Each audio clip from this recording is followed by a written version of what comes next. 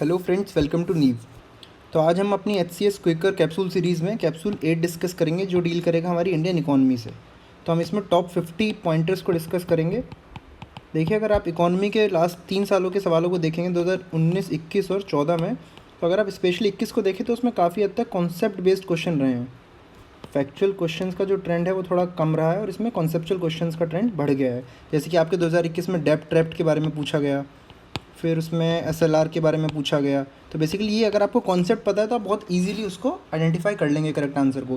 तो सबसे ब्यूटी ये रहती है कि अगर आप देखेंगे कि डेब्ट ट्रैप के बारे में पूछेगा, अगर आप 4 पॉइंट्स हैं और आप पढ़ के बता दें कि अगर for example the question is over SLR, आप पढ़ें पहला स्टेटमेंट कि नहीं यार ये तो CRR के बारे में है, दूसरा ये तो रेपो रेट के बारे में है, तीसरा ये तो ओपन मार्केट ऑपरेशन के बारे में है, तीसरा आप देखें कि हाँ ये SLR के बारे में। तो अगर आपको इस तरह से इतनी क्लैरिटी रहेगी तो वहाँ पे क्वेश्चंस गलत होने की पॉसिबिलिटी काफ़ी नील रहेगी। तो चलिए स्टार्ट करते हैं पहले पॉइंट के साथ। पहला पॉइंट डील कर रहा है मॉनेटरी पॉलिसी के पास। मॉनेटरी पॉलिसी क्या है? सेंट्रल बैंक के हाथ का वो टूल है जिससे वो डिफरेंट मॉनेटरी इंस्ट्रूमेंट्स, कौन से इंस्ट्रूमेंट, जैसे जो अभी हमने डिस्कस किए, repo rate, reverse repo rate, SLR, CRR, उससे जो RBI एक्ट के ऑब्जेक्टिव्स हैं उनको अचीव करने की ट्राई करते हैं। ऑब्जेक्टिव क्या है? To maintain price stability and growth और प्राइस स्टेबिलिटी को जो है अचीव करना है। इस ऑब्जेक्टिव से मॉनेटरी पॉलिसी अपना काम करती है। Second, cash reserve ratio. ये क्या है? ये वो बैलेंस है बैंक का जो उसको रिजर्व बैंक मतलब सेंट्रल बैंक के पास रखना ही होता है। किस में रखते हैं? वो कैश में। और इसके उसको कोई भी इंटरेस्ट रेट नहीं मिलता है, नील इंटरेस्ट रेट। अब ये बेसिकली एक सेफगार्ड की तरह एक्ट करता है। अब यहीं बात करें स्टैट्यूटरी लिक्विडिटी रेशो की, तो ये वो रेशो है total deposits of a bank जो उसको अपने पास रखना होता है। यहाँ पे वो कैश में भी रख सकते हैं, गोल्ड में भी रख सकते हैं, गवर्नमेंट सिक्योरिटीज़ में भी रखते हैं। बैंक्स किस में रखना प्रेफर करते हैं? गवर्नमेंट सिक्योरिटीज़ पे। क्यों? क्योंकि उसमें उनको इंटरेस्ट मिलता है। देखिए, सिर्फ कॉन्सेप्ट क्लियर करने हैं। ये सब चीज़ें आप मल्टीपल टाइम सबसे पहले पढ़ चुके होंगे। यहाँ पे सिर्फ एक फास्ट रिवीजन के लिए आपको ये सब चीज़ें दोबारा से रिवाइज कराई जा रही हैं। फोर्थ की बात करें, रेपो रेट की बात करें। रेपो रेट क्या है? वो इंटरेस्ट रेट जिस पर रिजर्व बैंक जो है ओवरनाइट लिक्विडिटी देता है बैंक्स को। किसके अगेंस्ट? गवर्नमेंट सिक्योरिटीज़ के अगेंस्ट। अगर बैंक्स को पैसे की जरूरत पड़ जाए तो वो रेपो रेट पे RBI से पैसा ले सकते हैं गवर्नमेंट सिक्योरिटीज़ को गिरवी रख के। रिवर्स रेपो रेट क्या है कि अगर मार्केट में लिक्विडिटी बहुत ज़्यादा हो जाए तो RBI उस लिक्विडिटी को एब्जॉर्ब करने के लिए बैंक से पैसा ले लेगा और उनको क्या देगा वापस में? गवर्नमेंट सिक्योरिटीज़ को लेंड करके। मतलब जो रिवर्स रेपो रेट है ये इसका उल्टा है। यहीं बात करें सिक्स पॉइंट की, मार्जिनल स्टैंडिंग फैसिलिटी। ये क्या है? एक वो फैसिलिटी इंट्रोड्यूस करी RBI ने जिसमें जो शेड्यूल कमर्शियल बैंक्स हैं ये एडिशनल अमाउंट, देखना, रेपो रेट से ले सकते थे commercial banks reserve bank of India से, लेकिन अगर उसको और भी ज़्यादा एडिशनल अमाउंट की ज़रूरत है, ओवरनाइट पैसे की ज़रूरत है, तो रिजर्व बैंक से ले सकते हैं स्टैट्यूटरी लिक्विडिटी रेशो अपने पोर्टफोलियो को गिरवी रख के। ये एक इमरजेंसी लेंडिंग फैसिलिटी है, डेली बेसिस पे इस्तेमाल करने के लिए नहीं है। Seventh, market stabilization scheme. अगर सरप्लस लिक्विडिटी हो जाए मार्केट में तो उसको एब्जॉर्ब करने के लिए जो ऑपरेशन चलाता है RBI, क्या करता है कि गवर्नमेंट सिक्योरिटीज़ को सेल करेगा और पैसे को एब्जॉर्ब कर लेगा। उसको बोलता है मार्केट स्टेबलाइजेशन स्कीम। अब कॉल मनी मार्केट क्या है कि आपने ऊपर देखा कि अगर बैंक को पैसे की ज़रूरत है तो वो RBI से बोरो करते हैं। यह है inter bank borrowing and lending की। एक बैंक जो है, बैंक वन अगर बैंक टू से पैसे ले लेगा और अगर बैंक टू को चाहिए वो इससे ले लेगा on day to day basis. Thereby a bank short of funds on a given day can borrow from another bank. अब जिस रेट पे होता है उसे क्या बोलते हैं? कॉल रेट, जो डिमांड सप्लाई के बेसिस पे डिटरमिन होता है। Ninth, monetary policy committee. अब ये क्या है? बेसिकली सेक्शन जो 45ZB है हमारा किसका? RBI एक्ट का, जो 1934 एक्ट है, ये अमेंड कब हुआ? 2016 में। ये अपने आप में एक सवाल है। ये एम्पावर करता है 6 मेंबर मॉनेटरी पॉलिसी बनाने के लिए। किसको एम्पावर करता है? सेंट्रल गवर्नमेंट को, ना कि RBI को। इसका एम क्या है? To determine the policy rate required to achieve inflation target. Inflation target क्या है अपना? FRBM एक्ट के बारे में अगर आप देखेंगे तो उसका टारगेट है 4 ± 2%, मतलब 2 से लेकर 6% तक के बीच में हमारा इन्फ्लेशन रहना चाहिए। अब जो इसके डिसीजन है वो बाइंडिंग रहते हैं बैंक पे और RBI गवर्नर जो है वो उसका एक्स ऑफिशियो चेयरमैन रहते हैं। अब फिस्कल पॉलिसी क्या है? ये फिस्कल पॉलिसी कहते हैं कि use of government spending and tax policies to influence economic condition, specially macro economic conditions. कि जो कंडीशंस हैं उसको जो मैनेज करने के लिए गवर्नमेंट एक पॉलिसी यूज़ करती है, उसको फिस्कल पॉलिसी कहते हैं। कि गवर्नमेंट टैक्सेशन से कुछ पैसा कलेक्ट करेगी, उसके बाद उसका एक्सपेंडिचर करेगी। तो जो रेवेन्यू और एक्सपेंडिचर का पूरा हिसाब किताब है उसको शॉर्ट में फिस्कल पॉलिसी कहा जाता है। फिस्कल पॉलिसी को कौन सेट करता है? Ministry of finance. किसके असिस्टेंस से? नीति आयोग के असिस्टेंस से। इसके 3 कंपोनेंट रहते हैं, government receipt, government expenditure and public डेप्ट। अब डेप्ट ट्रैप एक क्या सिचुएशन होती है? जहाँ पे जो बोरोवर है, जिसने पैसा लिया है, वो दोबारा से बोरो करता है। पहले वाले जो लोन लिया था, जो पहले बोरो किया था, उसकी इंस्टॉलमेंट भी पे करने की उसकी कंडीशन नहीं होती है, तो उसको बोलता है डेप्ट ट्रैप। कि आप ट्रैप में फंस गए हो डेप्ट लेके, कर्जा जिसको कहते हैं। 13 डिसइन्वेस्टमेंट क्या रहता है कि सेल और liquidation of assets by the government. अब ये क्यों किया जाता है कि अगर सरकार का खर्चा है 120 रुपया और उसके पास पैसा जो कलेक्ट कर रहे हैं रिसिप्ट से, रेवेन्यू या कैपिटल रिसिप्ट से, वो हो रहा है 80, तो जो ये 40 का मिसमैच रहेगा, इसको पूरा करने के लिए कहीं से तो पैसा लेने पड़ेगा, कब तक डेप्ट लेंगे, तो वो डिसइन्वेस्टमेंट करते हैं। डिसइन्वेस्टमेंट में क्या है, जैसे अगर किसी के घर का खर्चा ज़्यादा हो पा रहा है, उसका कोई एकदम से मेजर खर्चा है, तो जो उनके एसेट्स रहते हैं वो भले लैंड हो, कार हो, ज्वेलरी हो, तो इस टाइप की चीज़ों को बेच देते हैं। तो डिसइन्वेस्टमेंट इज़ लाइक सेल और लिक्विडेशन कर देंगे अपने एसेट्स का। ये गवर्नमेंट डिसइन्वेस्टमेंट क्या करती है, to reduce the fiscal burden on the exchequer. ये जो फिस्कल डेफिसिट है वो बहुत ज़्यादा ना बढ़े और उसको सही रेंज में मेंटेन करने के लिए और शॉर्ट टर्म मनी रेज करने के लिए अपनी स्पेसिफिक नीड्स के लिए, किसी भी चीज़ के लिए हो सकता है कि गवर्नमेंट नई स्कीम लेके आई है, एजुकेशन का प्रोजेक्ट लेके आई है, तो उसके लिए जो अपने एसेट्स को सेल करते हैं, लिक्विडेट करते हैं, उसको बोलते हैं डिसइन्वेस्टमेंट। प्रोग्रेसिव और रिग्रेसिव टैक्स में क्या फ़र्क रहता है, जैसे जैसे आपकी इनकम बढ़ती है अगर वैसे वैसे टैक्स भी ऊपर जाता है, उसको बोलते हैं प्रोग्रेसिव टैक्सेशन, जो कि इंडिया में भी यूज़ होता है, मोस्ट ऑफ द कंट्रीज़ में यही यूज़ होता है। रिग्रेसिव टैक्स क्या है कि इनकम बढ़ेगी और टैक्सेशन कम होगा। ये हार्डली रेयर ही कोई ऐसी कंट्री होगी जो इसको यूज़ करती है, ये बहुत ही नेगेटिव कॉन्सेप्ट है। यही बात करें प्रोपोर्शनल टैक्सेशन की, तो वो क्या है कि इनकम कुछ भी हो, टैक्स जो है सेम रहेगा। कि अगर आपकी इनकम 10 रुपये है या आपकी इनकम 1 लाख रुपये है, तो आपका जो टैक्सेशन है सब सेम रहेगा।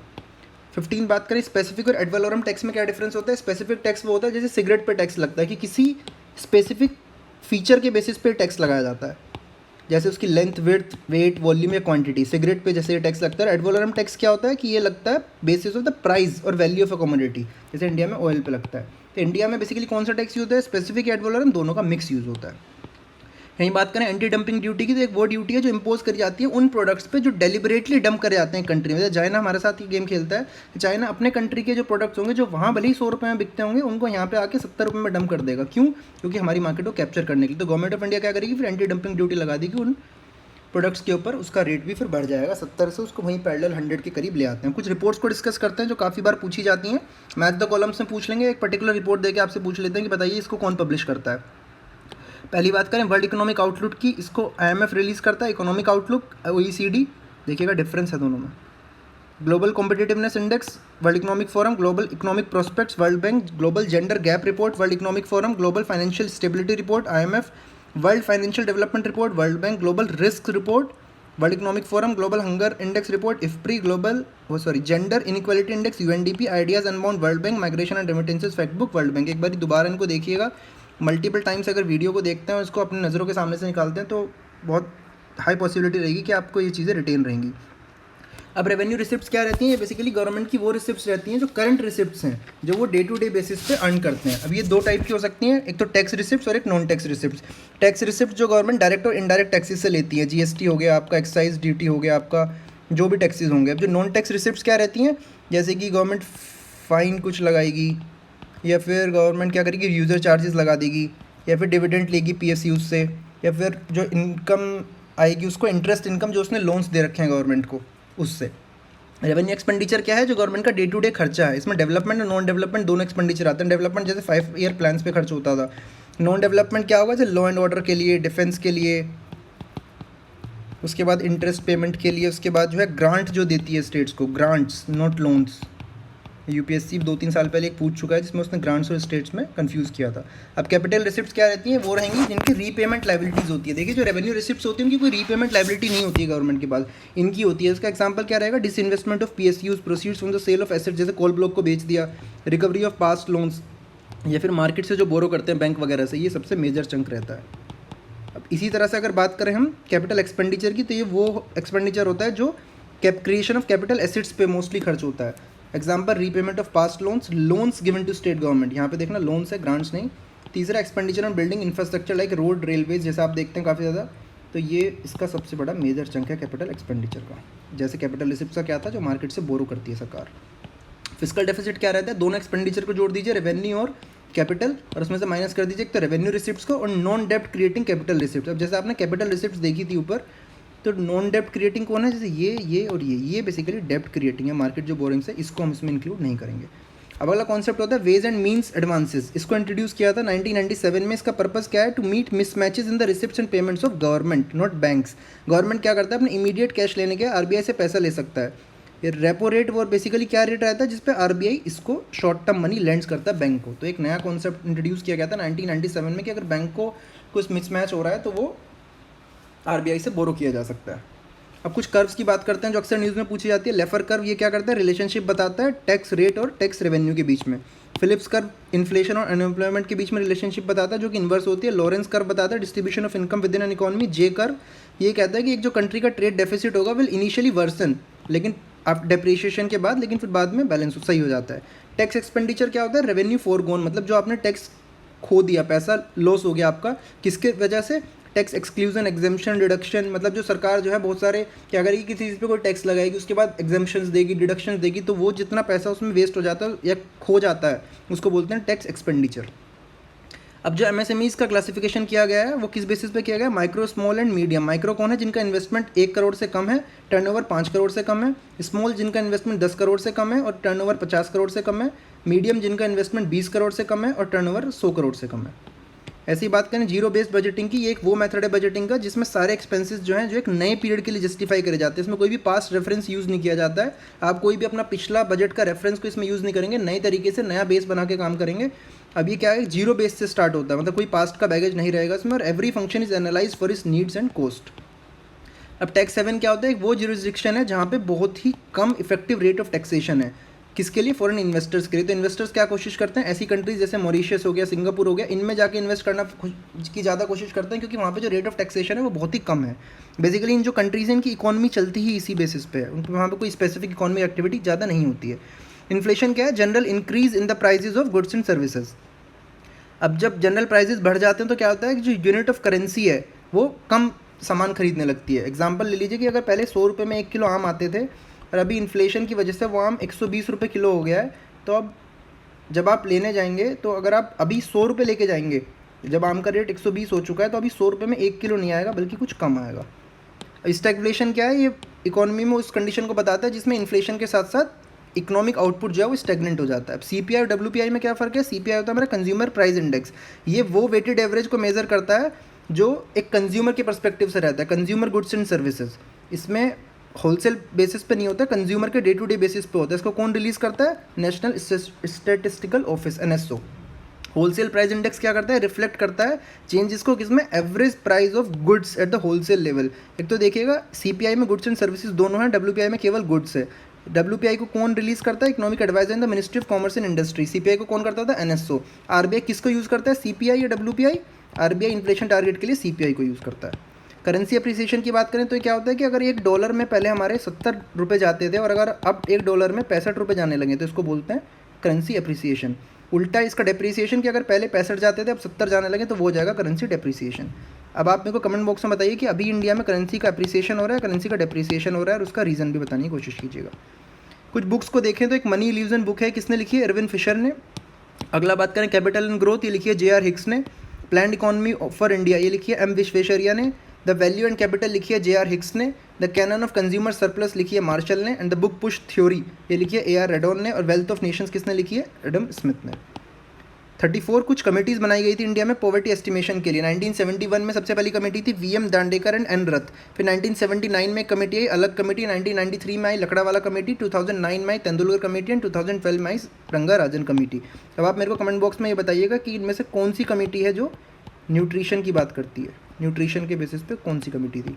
अब अगर कुछ 5 ईयर प्लान्स की बात करें तो 12 5 ईयर प्लान्स थे। अब अगर 2015 की यूपीएससी के पेपर की बात करेंगे तो उसमें सवाल पूछा गया था कि प्लानिंग कमीशन को हटा के कौन सी बॉडी आई है अभी, उसका नाम है नीति आयोग।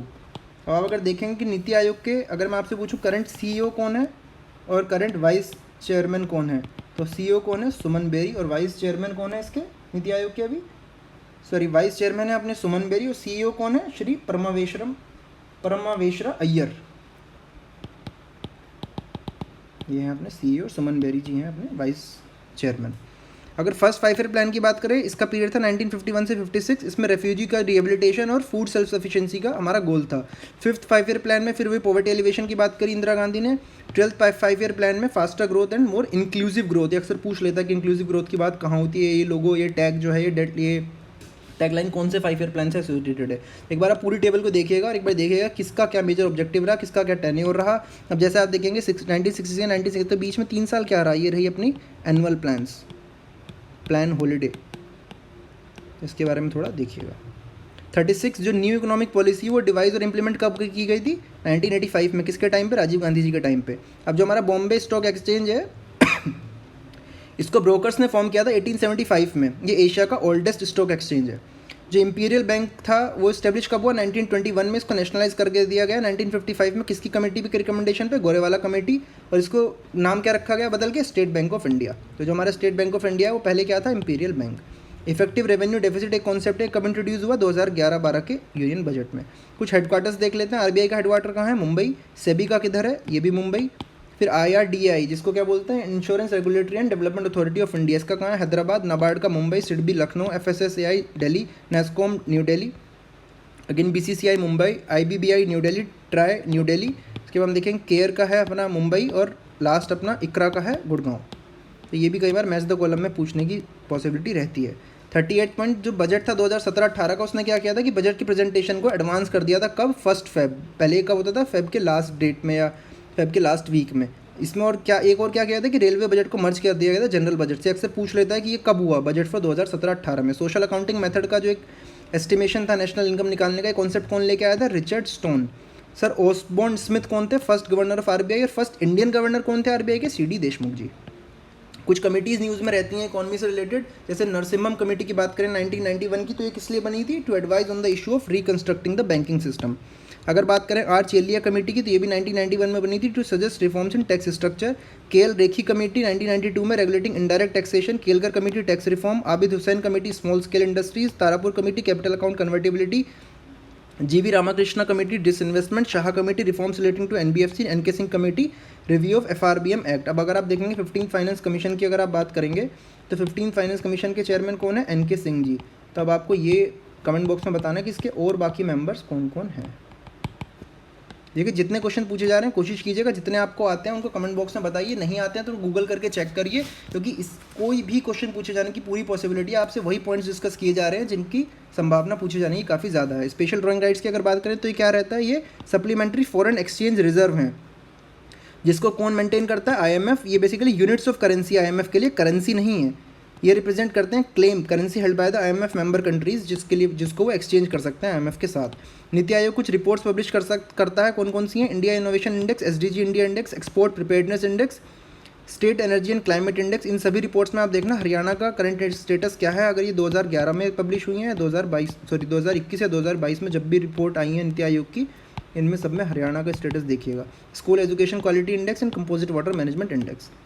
अब बात करें ट्रांसफ़र पेमेंट की, तो ट्रांसफ़र पेमेंट क्या है? ये वो हैं जो गवर्नमेंट इंडिविजुअल्स को देते हैं जिससे कोई इकोनॉमिक एक्टिविटी प्रोड्यूस नहीं होती है, जैसे स्कॉलरशिप दे दी, पेंशन दे दी। अब ट्रांसफ़र प्राइसिंग, ये अक्सर कंफ्यूज करता है ट्रांसफ़र पेमेंट और ट्रांसफ़र प्राइसिंग। ट्रांसफ़र प्राइसिंग ये बिल्कुल अलग कॉन्सेप्ट है। ये क्या होता है कि एक जो कोई भी MNC कंपनी होगी उसकी जो डिविजन्स हैं वो आपस में जिस बेसिस पर ट्रांजेक्शन करते हैं, सप्लाई करते हैं, लेबर वगैरह का ट्रेड जो करते हैं, उसको बोलते हैं ट्रांसफ़र प्राइस। ये यूज़ कब होता है? ये यूज़ जब होता है जब एक MNC के इंडिविजुअल एंटिटीज़ जो हैं वो अपने आप को सेपरेटली ट्रीट करते हैं, तो जब यूज़ होता है ट्रांसफ़र प्राइसिंग। अब बैलेंस ऑफ पेमेंट्स क्या है? ये एक स्टेटमेंट है, एवरी रिकॉर्डेड ट्रांजेक्शन एक देश का बाकी पूरे वर्ल्ड में किसी के भी साथ over a period of time. इसमें balance of trade, balance of current account and balance of capital account इसके सब कंपोनेंट्स रहेंगे।